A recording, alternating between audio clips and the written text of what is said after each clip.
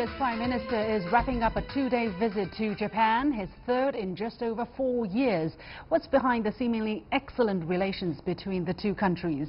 And a fiery debate has erupted over the definition of masculinity after a father in the US tweeted about his son being bullied at school for wearing nail polish. What's all the fuss about? Welcome to The Point, live from Beijing. I'm Li Xin.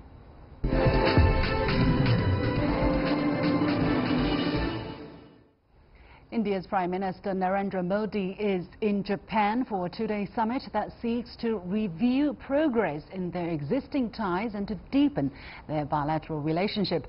On Sunday, Japanese Prime Minister Shinzo Abe hosted Modi at his holiday home in Yamanashi Prefecture for a private dinner.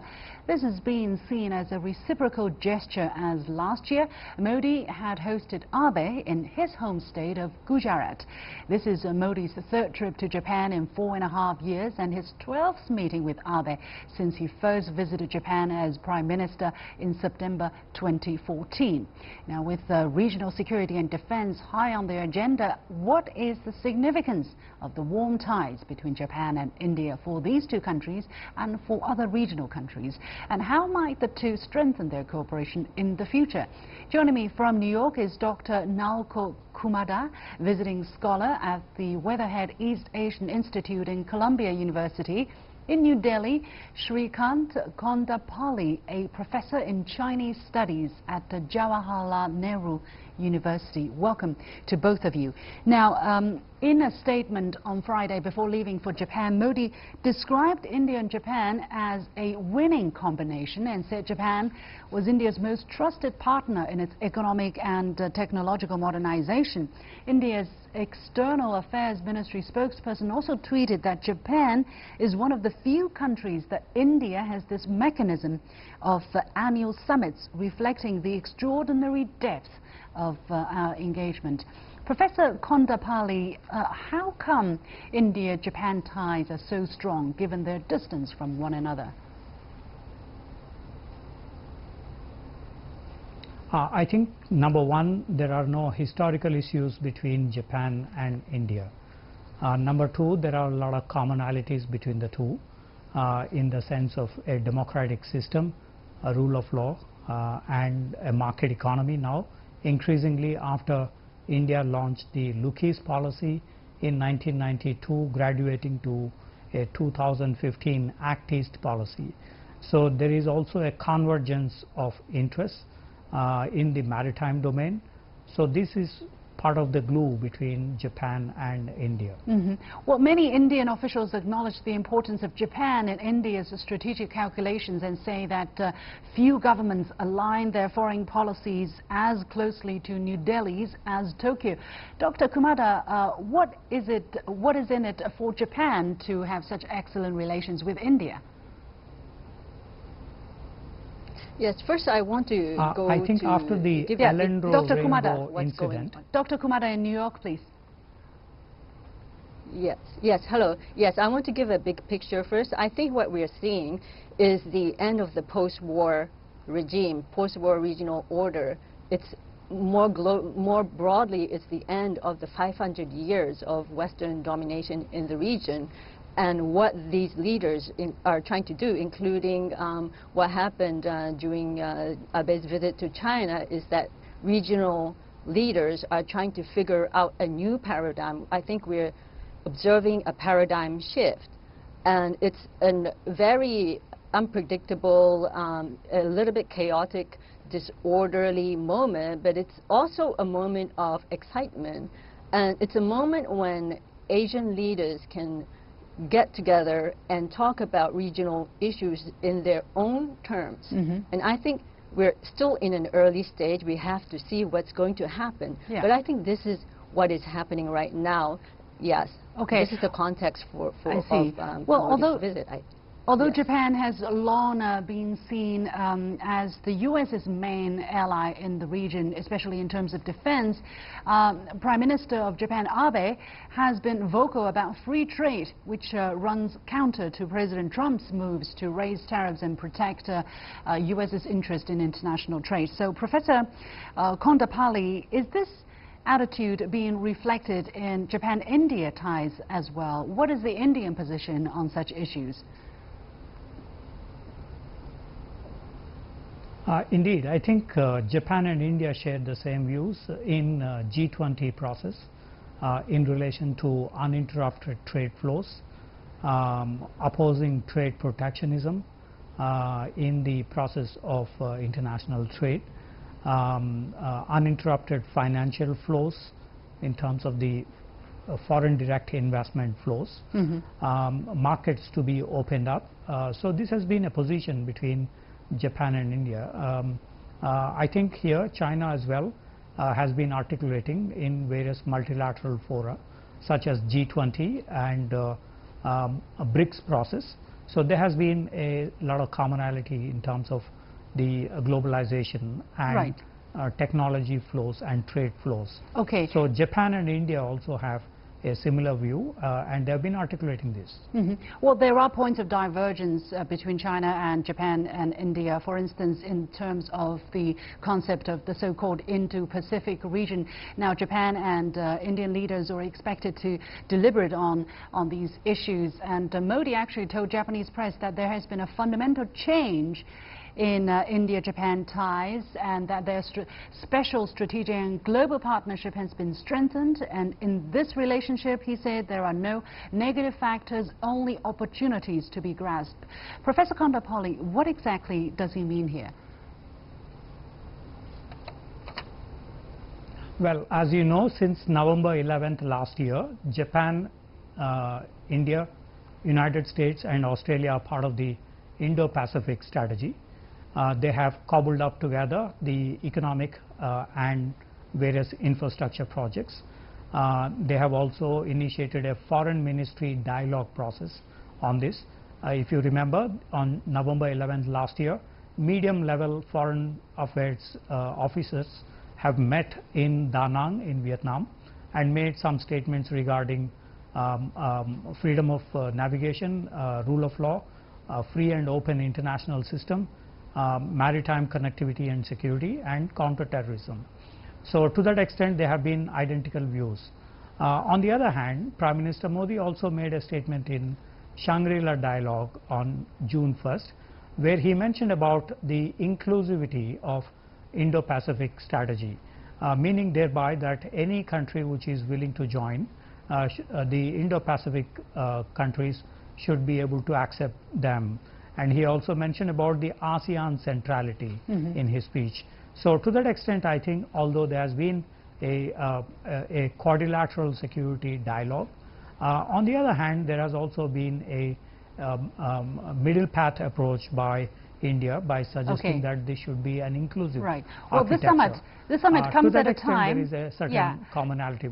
Yeah, this summit comes at a time when Japan is trying to improve its relations with China. Prime Minister Shinzo Abe just got back from his first visit to China by a Japanese Prime Minister in the past 7 years. And also India has also normalized its relations with a summit between the two countries in April in China, in Wuhan. So Dr. Kumada, how is China viewed by India and Japan as they move to strengthen their ties between themselves? And what's the implication for China as the two countries come closer? Yes, I think Japan is in a very ambivalent situation.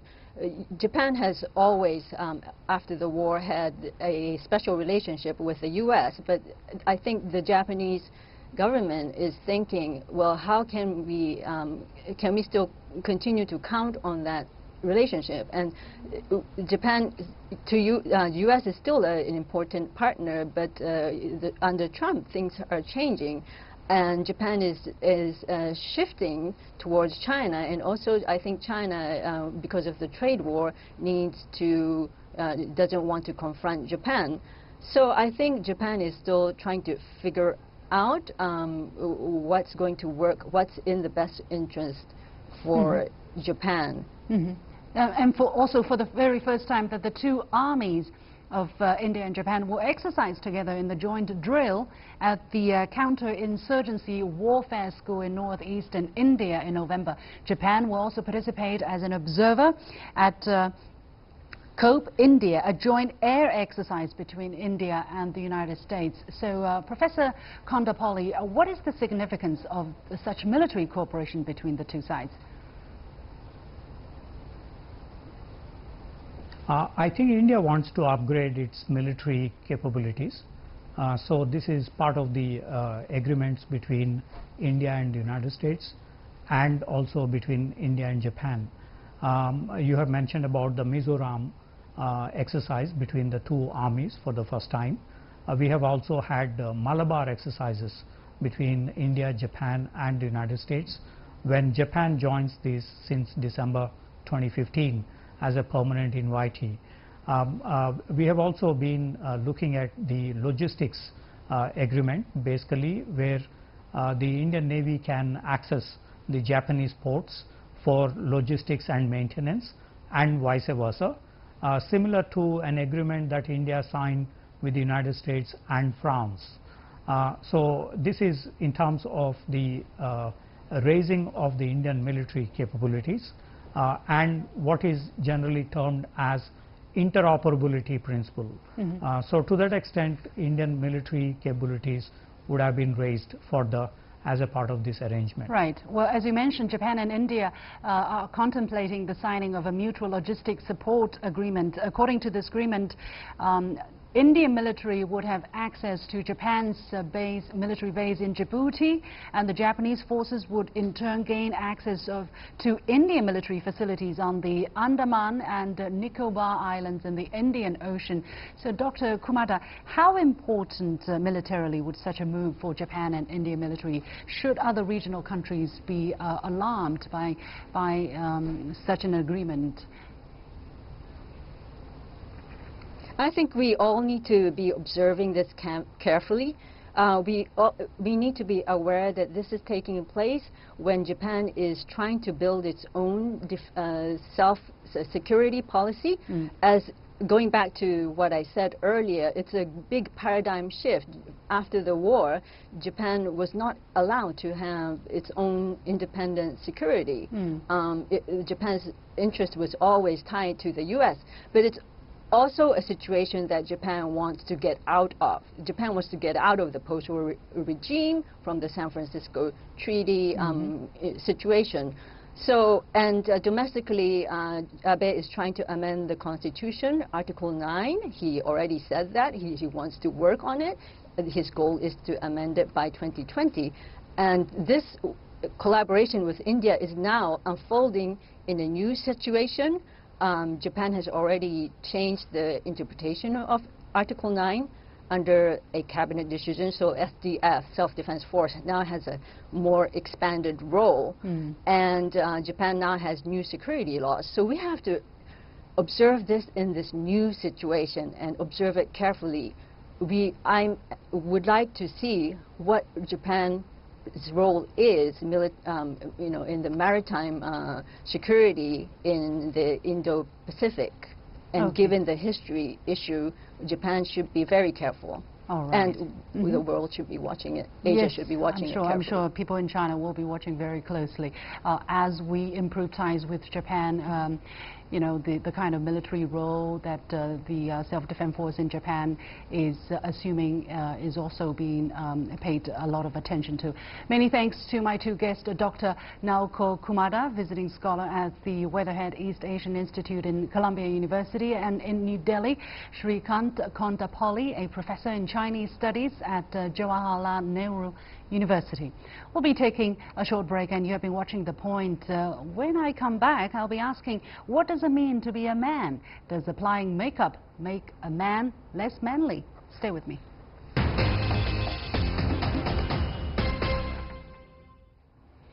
Applying foundation, face contouring and filling in eyebrows are standard practice for many women getting ready to head out for the evening or for the day.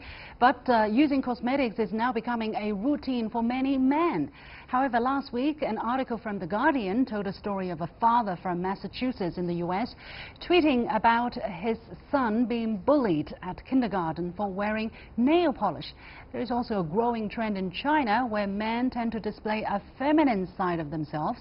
Last month, a TV program for elementary school students featured 4 fresh-faced, well-groomed young Chinese stars whose girly appearance prompted a fiery national debate over the definition of masculinity. Chinese state media Xinhua published an editorial slamming the portrayal of men in Chinese media, claiming the popularity of such sickly aesthetics in celebrities is poisoning China's youth and hurting China's national image. The editorial features such strong terms as sissies, and other Chinese media quickly reacted, saying a man should be judged on the basis of his inner qualities, not his physical appearance. So should young people be guided to look certain ways that are considered proper, or left alone to try out different things?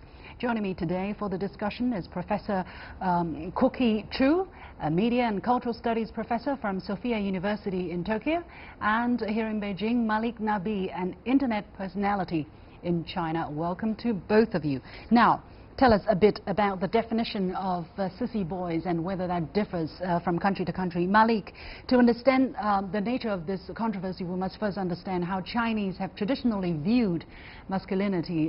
What do you think defines a masculine man in China traditionally? What's your definition of being masculine? Do you wear makeup in your daily life apart from going on air? Well, the last question first. I never wear makeup unless I'm on your show. So basically, I grew up being told that being masculine or being a man should focus more on the mental side instead of the physical side. So basically, you have to be take responsibilities and extend a helping hand to whoever seeks it, but also you have to be physically strong, because I was told that you're supposed to protect others when it's needed. And also traditionally in China, it's not only about the physical shape.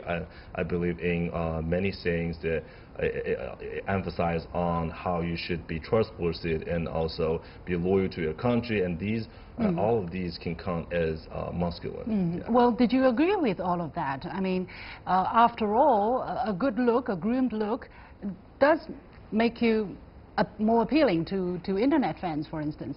Well, that's true, but my fans are really familiar with me wearing no makeup and having kind of a rough image. But again, just because I studied in the States and I started accepting more different variety aspect of how a man should look. So for me, it's really like it's basically whoever wants to be whatever shape they want. It's basically a personal decision. Yeah. Professor Chu, how do you react to the Guardian story about the father whose son got bullied in kindergarten and the kind of response that such a story got? Basically, he received a lot of support as well, including from a former football player from New England Patriots, supporting them with painted nails. Yes, well, it's a very sad story to hear about, especially when a child that young becomes bullied just because they were expressing their own identity or their fashion. So I'm very happy to hear that people stood up for this child and supported the family, including the football player, which is basically an epitome of America's masculinity. Well, as we mentioned, the story earlier in September, right, where the Xinhua news agency published a commentary piece describing some stars as potentially being sissies, adding that China will never become the nation it aspires to be as long as it indulges feminized masculinity. And immediately the People's Daily, which is also a state media, came out hours later to say the opposite things, saying they shouldn't have used the word sissy, and that modern society has broadened the arena of aesthetic standards, and that the modern society provides more diversified living styles and more facets to masculinity. So Malik, it's actually quite interesting, right, to see the two state media clashing with each other. What are we seeing here? Absolutely. First of all, I was so happy to see that the state media also have different ideas, different views on the certain topics, and I think these two media, their views perfectly represent what's going on in China. The two existing voices towards this topic, where we have people who are extremely against, they have strong opinion about men wearing makeup, or being a little more feminine, and also at the same time we have a very liberated people, very liberal people that believes people should have their own right to choose the style that they want to live. So I think it's a perfect representation, and at the same time I'm really glad to see we're having some argument. Why not? We want more. We need to have more discussion, more arguments on this type of official media to educate the people, to educate the audience about different views, different aspects of the Actually, in China, there is quite a high tolerance to different viewpoints on sexual orientation or on personal lifestyle. Dr. Chu, I don't know what is the story in the societies that you grew up. For instance, you have Japanese culture, you have Korean culture, and you also have American culture influences. What are some of the biggest differences there? Well, I mean, as everybody around the world possibly knows, that American masculinity is very hyper-masculine, especially as depicted in various Hollywood films. So I think that that's basically the Western standard of what is a masculine man.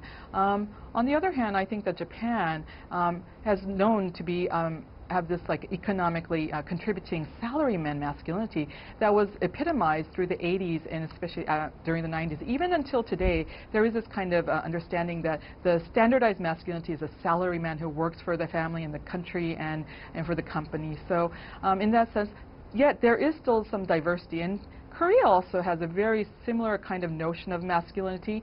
As we see in Korean popular culture and films in recent years, there's this hyper-masculinization in South Korea as well.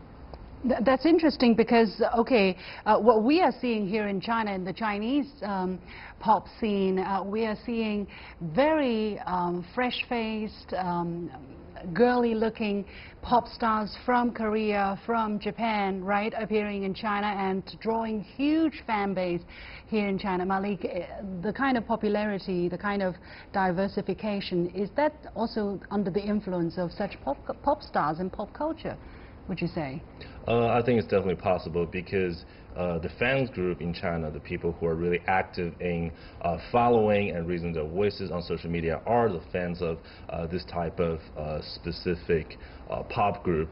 So, but at the same time, people who are interested in or who likes the American type of the mainstream Hollywood actors type of look are less active online. So we hear a lot of voices about people who are supporting Korean pop culture, they're endorsing it and they're accepting it. But I think it's also just a small group of people, because if you walk on the street, if you just interview random people, I think maybe less than 30% of them endorse. But I'm, you know, shockingly, I'm seeing these figures featured everywhere. In, for instance, if you have an advertisement for computer, if you have advertisement to sell some kind of home appliances, they would put this kind of boys on the poster more than, let's say, someone who has big muscles and, you know, who is a Rambo star.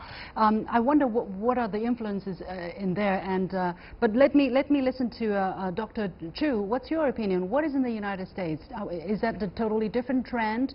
Do people buy this kind of fresh-faced image, selling them something? Well, first of all, I think that in the United States it's less of a social issue as of now.